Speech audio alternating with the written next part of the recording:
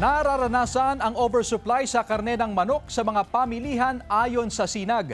Alamin natin ang latest sa presyuhan sa live report ni Jasmine Gabriel Galban. Jasmine? Chris, halos 2 linggo nang patuloy ang pagbaba sa presyo ng karne ng manok sa iba't ibang pamilihan sa probinsya ng Pangasinan.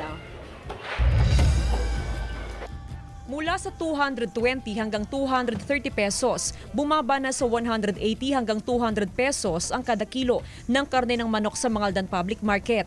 Ayon sa mga negosyante, mababa ang puhunan ng karne ng manok na ibinabagsak sa kanila ng mga producer. Maraming supply ng manok ngayon. Insan, kahit bumaba, matumal pero. Sa monitoring ng Samahang Industriya ng Agrikultura o SINAG, nararanasan ng oversupply sa manok. Maraming producer nag-alaga ng manok noong nakaraang mga buwan at sabay-sabay na nag-harvest ngayon.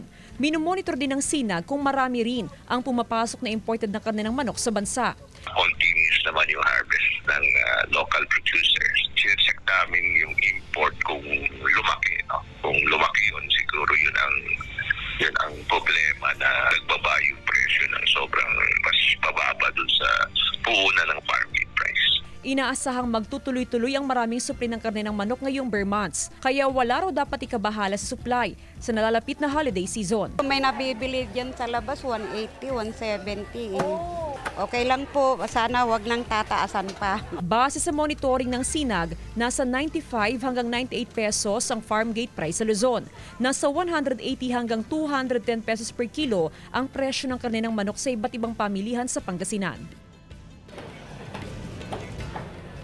Chris, dito naman sa Malimgas Public Market sa lungsod ng Dagupan ay tuloy-tuloy ang ginagawang monitoring ng City Veterinary Office sa lahat ng karne na ipinapasok sa mga pamilihan. Bukod sa karne ng baboy o karne ng manok ay minomonitor din ang iba't ibang klase ng karne ng baka at ng kalabaw. Katuwang ng City Veterinary Office ang NMIS sa inspeksyon sa lahat ng karneng ipinapasok sa mga pamilihan para matiyak na ito ay safe for consumption. Chris? Maraming salamat, Jasmine Gabriel Galban.